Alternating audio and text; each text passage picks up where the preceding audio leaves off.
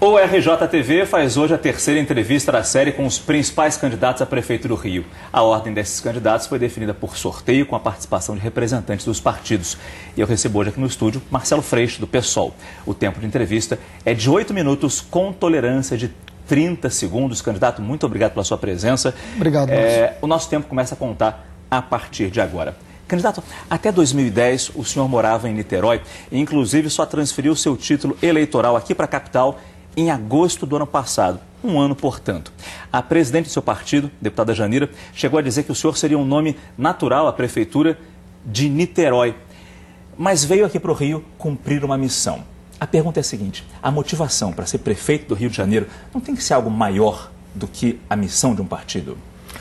Tem que ser a possibilidade da vitória e o desejo da sociedade. E a gente tem plenas condições de chegar no segundo turno. Já estamos em segundo. E, Márcio, eu fui candidato a deputado em 2010. Fui o segundo mais bem votado de todo o estado, com 177 mil votos, dos quais 115 mil só na cidade do Rio de Janeiro. Então, a legitimidade da minha candidatura na cidade, quem deu foi o eleitor. E isso é absolutamente legítimo, honesto. É uma decisão. Nunca fui deputado distrital de uma cidade ou outra, sempre trabalhei com grandes temas, vocês sabem disso. Eu poderia ser candidato em Niterói, que seria uma honra também, poderia ser no Rio de Janeiro. A votação me trouxe, até pela importância dessa eleição no Rio de Janeiro, a ser candidato aqui. Mas é uma questão interessante. Já é o seu segundo mandato como deputado estadual, já são 6 anos de mandato. Isso. Essa experiência na Assembleia Legislativa lhe deu alguma experiência, eu até repito a palavra, para lidar com as coisas da administração de cidade? Buraco de rua, na calçada, lixo, engarrafamentos? Olha, Márcio, de alguma maneira sim, mas eu não acho que esse seja só o único papel do prefeito, né? Eu discordo dessa ideia de que o prefeito seja único e exclusivamente um síndico. O prefeito é quem toma decisões políticas também. Mas é no importante. Trânsito, ele tem que ter competência administrativa. Isso é fundamental. E aí, a competência administrativa vem fundamentalmente da sua capacidade de escolher as melhores pessoas. E nesse sentido, a gente tem toda a condição de ter critério técnico para escolher os melhores quadros, até porque a gente não fez alianças espúrias para chegar ao poder. Nós podemos ir para a academia, nós podemos ir para a COP da UFRJ, escolher o melhor secretário de transporte. Nós podemos aliar confiança política com credibilidade técnica, coisa que outros que estão aliados com 20 partidos não podem. E nesse sentido, não é só uma questão de síndico. As decisões políticas são importantes, o prefeito tem que ter coragem para fazer os grandes enfrentamentos também. Recentemente, o Rio de Janeiro enfrentou 2 grandes greves em setores importantes nas forças de segurança aqui do nosso estado. Em maio do ano passado, os bombeiros entraram em greve, invadindo o quartel central, movimento que teve apoio da população. Isso. Mas em fevereiro deste ano, a gente percebeu que o apoio não foi tão grande assim na população, até porque as pessoas perceberam que era quase que uma chantagem ao governo. Era uma ameaça de greve de bombeiros e parte dos policiais às vésperas do carnaval. Foi aí que surgiu uma conversa telefônica da presidente do seu partido, de novo, a deputada Janira, com o chefe de um desses movimentos grevistas, o Cabo Daciolo, em que ela pedia para ele não encerrar a greve em Salvador, lá havia uma greve de policiais, antes que o movimento grevista começasse aqui no Rio.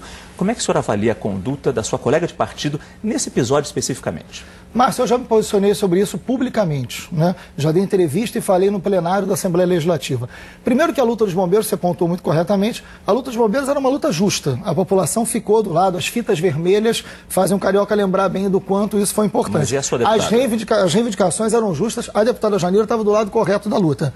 E é uma excelente parlamentar. Incentivando uma greve? Não, da defesa da luta dos bombeiros. Nesse episódio, na minha opinião, ele errou. E eu disse isso publicamente na época, não estou dizendo isso agora não. Na época, eu dei entrevista e falei, não acho que esse seja o papel do parlamentar, acho que nesse episódio errou. Isso não invalida a importância que ela tem como parlamentar, que é decisivo hoje no Rio de Janeiro. Essa é uma questão interessante, então. Se o senhor foi eleito e enfrentar uma greve num serviço essencial. Ano passado, eu lembro, os professores da rede estadual ficaram 2 meses em greve. Sem dúvida, eles têm direito a manifestação, a entrar em greve, mas 2 meses prejudicaram os alunos. O senhor, como prefeito, enfrentando uma greve num serviço essencial, como é que o senhor vai se posicionar? Vai ter pulso firme? Sim, claro, mas o meu posicionamento é anterior à greve. Mas vai cortar o ponto? Valorizando o servidor. Vai cortar o ponto do grevista? Depende da situação. Aí depende do setor, depende da negociação, depende do que estiver acontecendo. E essa é uma situação que você não tem como prever antes, Márcio. A ideia, o ideal, é que a gente não precise ter a greve. Hoje tem muita greve porque não tem plano de cargo de salário para o servidor, porque o salário é horroroso, porque não tem diálogo. Por isso tem greve. O nosso governo vai ser um governo de valorização do servidor público. A possibilidade de greve com a gente é muito menor do que com qualquer outro. outro. Falar um pouco de programa de governo, que no seu programa de governo o senhor diz que a subvenção, ou seja, a ajuda que a prefeitura dá para as escolas de samba construírem o Carnaval Carioca, essa subvenção vai ser condicionada, me permito a ler, à relevância cultural do enredo. Eu pergunto se essa proposta não significa submeter os enredos das escolas de samba do Rio a uma censura prévia. Essa escola tem um enredo bom, ganha subvenção. Essa aqui, não. Essa não merece dinheiro. É assim? Não, muito pelo contrário. É o respeito ao dinheiro público. Aliás, o dinheiro público que vai para as escolas de samba não tem uma prestação de contas. Ninguém concorda com isso. Tenho certeza que você não concorda com isso. Por que o controle da escola, por que o controle do carnaval hoje é feito pela Liesa? Por que a venda de ingresso hoje tem que ser feita em dinheiro? Para comprar ingresso para a escola de samba hoje, tem que ser em dinheiro, Márcio. Não pode ser em cartão de crédito. Mas por tem que vir controlar por os fax. enredos? Então, não é controlar os enredos. Não é controlar os enredos. As escolas têm toda a liberdade, é só a gente ler direito. As escolas têm toda a liberdade de escolher o seu enredo. Mas se quiser dinheiro público, tem que ter contrapartida cultural, como qualquer artista. Mas isso não é uma censura? Você vai dizer qual enredo pode receber dinheiro da prefeitura ou não? Não estou dizendo qual enredo pode receber dinheiro. Qualquer show, qualquer evento cultural que vai receber dinheiro público, tem que ter contrapartida. Qual é o sentido? E qual é a contrapartida que essa escola vai ter que dar? A contrapartida cultural. O carnaval, antes de ser um episódio, antes de ser um evento turístico, de propaganda, é uma manifestação cultural do Rio de Janeiro. Vai decidir se o enredo vai receber ou não, não? a Secretaria de Cultura, e não a Rio Tour, pensando só no turismo. A Secretaria, como faz para qualquer outro espetáculo de qualquer outro lugar.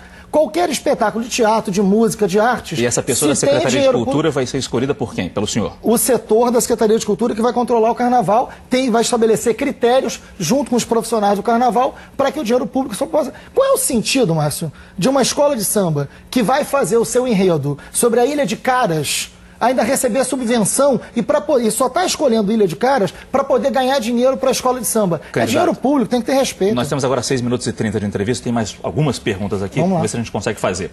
No ano passado, surgiram uma série de denúncias quanto à sua segurança pessoal, de ameaças quanto à sua segurança pessoal. Até por conta disso, o senhor foi convidado pela Anistia Internacional para ir para a Espanha. O senhor ficou 15 dias na Espanha. No início até se falou que o senhor ia fazer palestras na Espanha, mas depois a própria Anistia disse que não. Eram reuniões onde seria apresentado, o senhor iria apresentar a real situação das milícias aqui do nosso estado.